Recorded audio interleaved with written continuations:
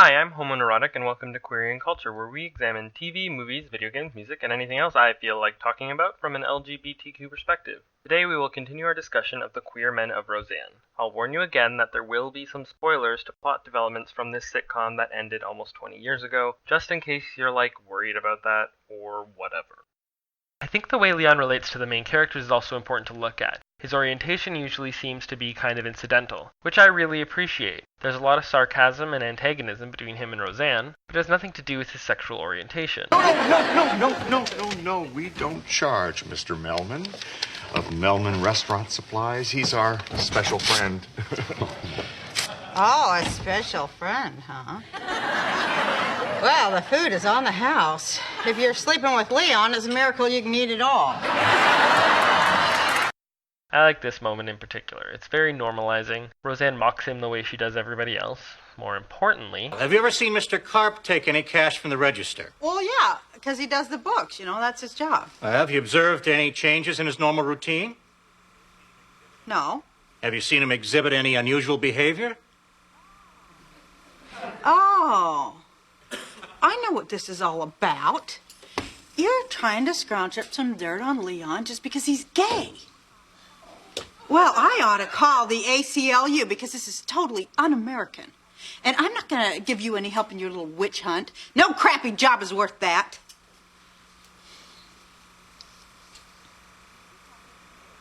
You did know he was gay, didn't you? No. Well, he's not. Roseanne stands up for Leon, despite the fact that she doesn't seem to really like him. She's outraged at the possibility of him being a victim of homophobia, which is great. We can also see that Roseanne's disdain for Leon has nothing to do with his orientation by her reaction to other queer men such as Scott, who she hits it off with immediately and really likes. So, what in the hell is wrong with you to leave a terrific guy like this at the altar? You could do so much better. I mean it. However, there are some times where Roseanne does play into the stereotypes a bit. For instance... Maybe I'll go out and buy you a brand new Liza Minnelli CD. And that stereotype-ridden gay wedding I showed earlier? Yeah, Roseanne planned it.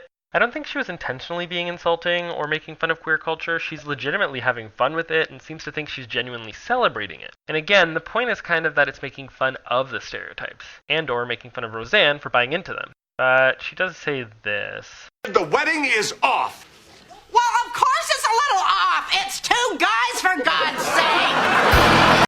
That would be one of those jokes that's a little bit towing the line of being insulting. However, there's also this. I mean, if he's happy, then I'm happy. It's just that years ago when I pictured my son's wedding, I certainly didn't have this in mind. Yeah, this probably is weird for you being the mom, but, I'm sure when you pictured his wedding, you also pictured him marrying somebody that really loved him, and that is what's happening here, Love is love. I suppose. And besides, you're getting a nice addition to your family. That's my son-in-law over there. Ouch. Ouch. Ouch. Oh, I'm so sorry. Overall, she is presented as an ally, and since she's our lead character and representative of working-class Americans, having her be an ally is crucial. Also this. And there's the kiss. I was wondering if they were going to do it, and they're doing it. Yeah, look at them go at it. They are not going at it, Dan. It just happens to be two people of the same sex kissing, and there's nothing wrong with that. This might be a good time to segue into talking about how Dan reacts to queer men. As we saw earlier, Dan finds out when Leon comes out to the guys, and then this happens. Hey, honey, how come you didn't tell me Leon was gay? What difference does it make? You're all pigs. Interestingly, the poker game where Leon comes out is the only time I can remember him socializing with Dan and Dan's friends. Now, it's possible that Leon joining the poker game was written in only to have jokes about the straight dudes being uncomfortable with Leon being gay. However, I can't help but wonder if Dan and his friends decided not to invite Leon to future games because of their discomfort.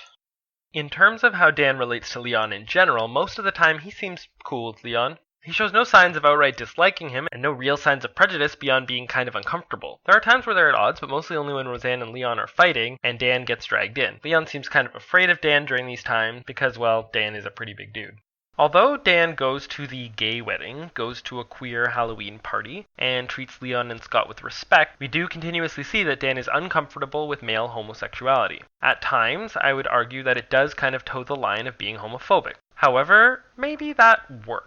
Stay with me here. Like Roseanne, Dan is a main character, representative of the modern working-class everyman that viewers are meant to relate to. By having him be uncomfortable with the idea of guy-on-guy action, the show does give us a representation of how a lot of average straight men in America might feel about the gays. But then, in spite of how he may feel about it, his actions and treatment of gay men is completely respectful. I would argue that the show is giving the general audience a character that they can relate to, but having him behave in such a way that he can be a positive role model for how to treat queer people. Sure, we'd love for every straight person to feel 100% comfortable with everything about homosexuality right off the bat and therefore treat everyone with respect and love and be perfect and live in harmony. But let's be real. We can't change entrenched attitudes so easily. The first thing we can change is how people act. If Dan is uncomfortable seeing two dudes kiss, or afraid of being hit on and being all no homo about stuff, I can live with that, because he's not hateful, and he still treats them like humans.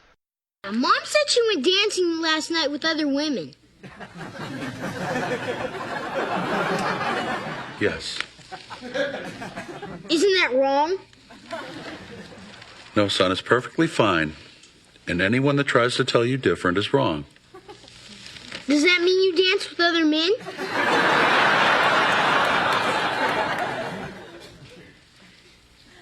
Yes, I do.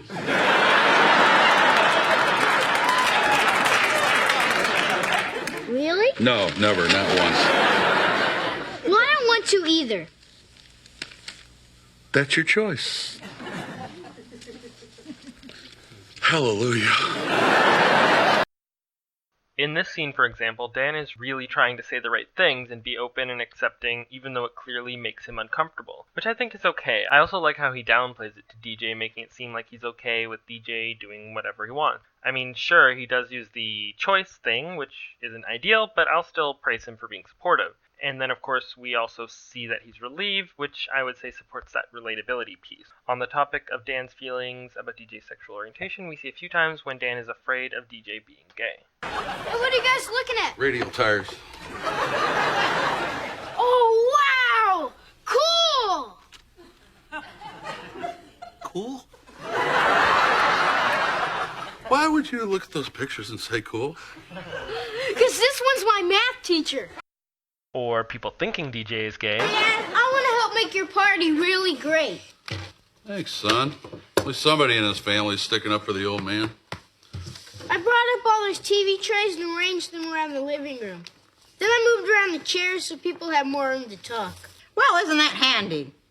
Just as your football buddies show up, your son has discovered his passion for interior decorating.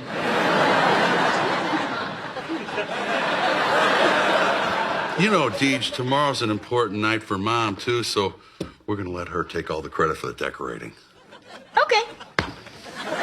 And this is a bit more problematic than what I was praising earlier, but I'd say it serves that relatability piece. Also of note, in this much earlier scene... I forgot to tell you something, though. You know, while we were gone, the kids all met really rich guys and they all got married. DJ, too? Uh-huh. Far out. He says far out about DJ marrying a dude. Obviously this is just a passing joke, but I think there's a little bit of a message of acceptance there. What does gay mean? See, sometimes boys have boyfriends, and sometimes girls have girlfriends, and these people are called gay. See, when two men love each other, they, like everybody else, they like to share each other's feelings for one another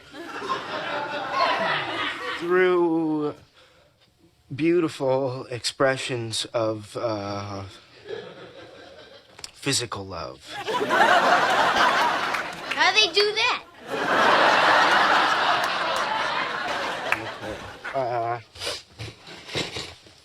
See, one guy will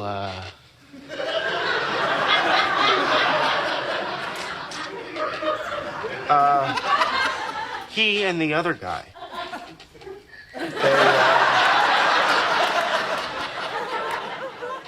See, what they do is, I don't know what they do. Leave me alone, DJ. Now what about Scott, Leon's eventual husband? Generally, he is presented as being a pretty decent dude with a slightly sassy and playful side. Is that a stereotype? The very nice gay man? Is this a thing? I'm honestly not even sure. Scott, like Leon, feels like a fairly well-rounded character who just happens to be gay, and I appreciate that. As I mentioned earlier, both of these two characters become a part of Roseanne's extended family. Having them together overtly in a committed same-sex relationship and fully accepted by our main cast gives us a very nice and honestly kind of understated and subtle message of acceptance.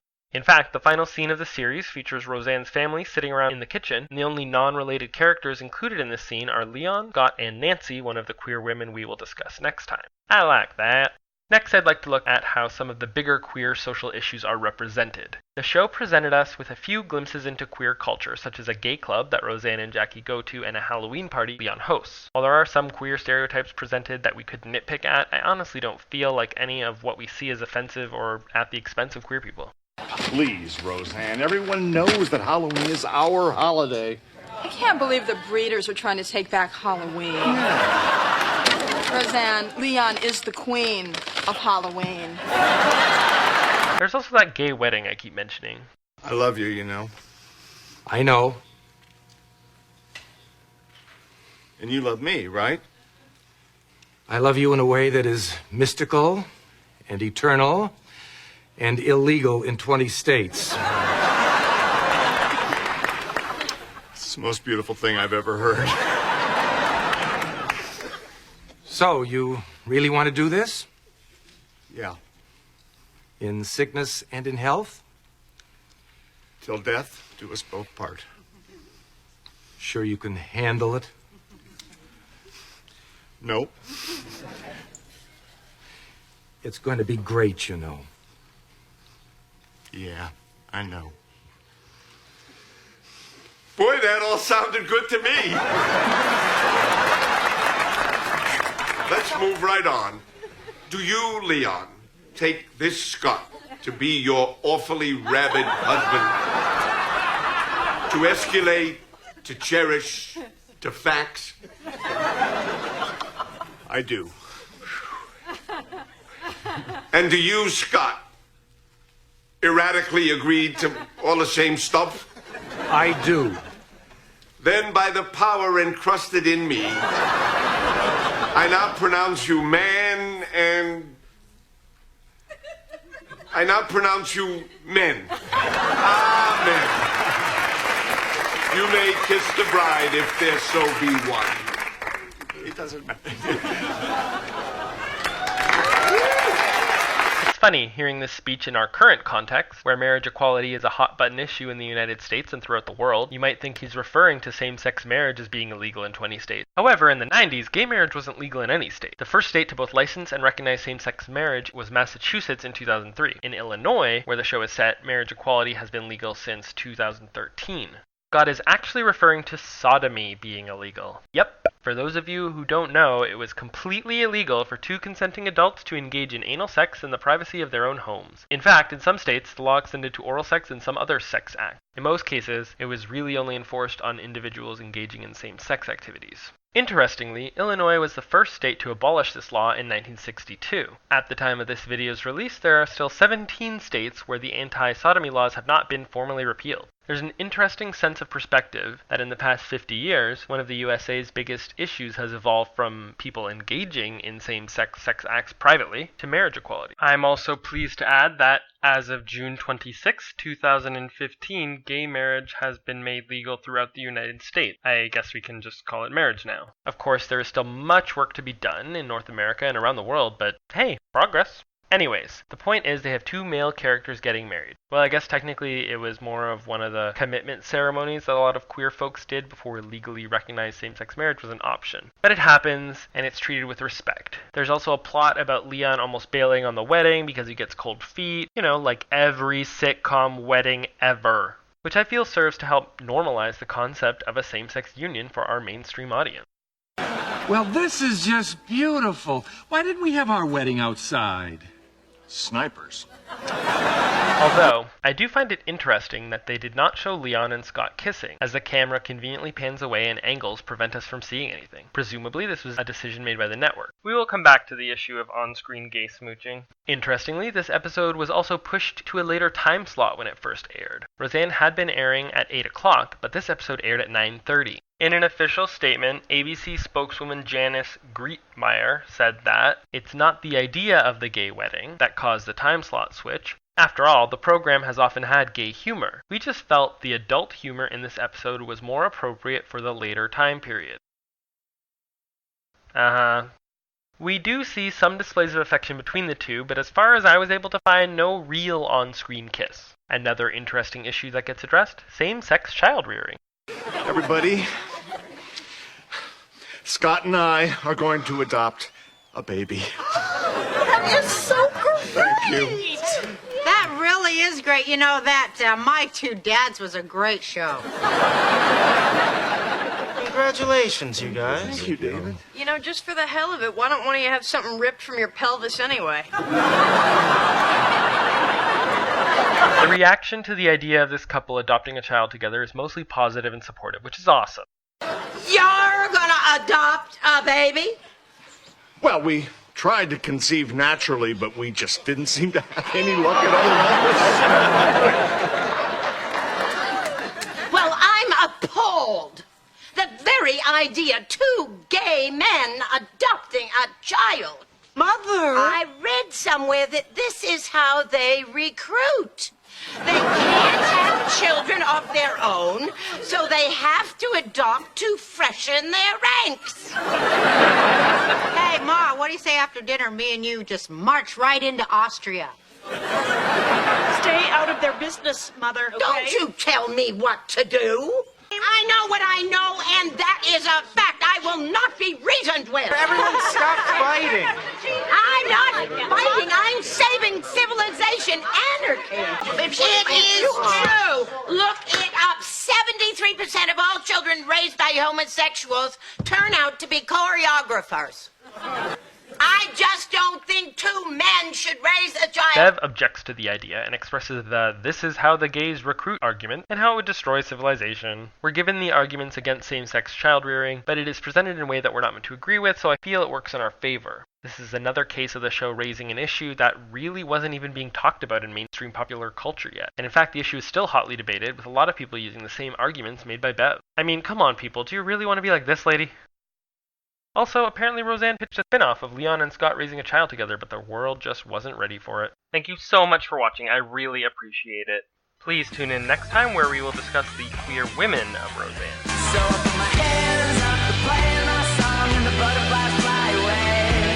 I'm nodding my head like yeah, moving my hips like yeah. I got my hands up to playing my song, I know I'm gonna be okay. If you liked this video, then please click that thing that says like, and if you didn't, then I'm sorry. Please subscribe to my channel if you would like to see more from me. You can also like/follow me on Facebook and or Twitter. If you have any thoughts or counterpoints, please share them in the comments. Let's please just keep it respectful and mature. I would also really appreciate any constructive feedback, as I'm still learning how to do all of this stuff. Much love!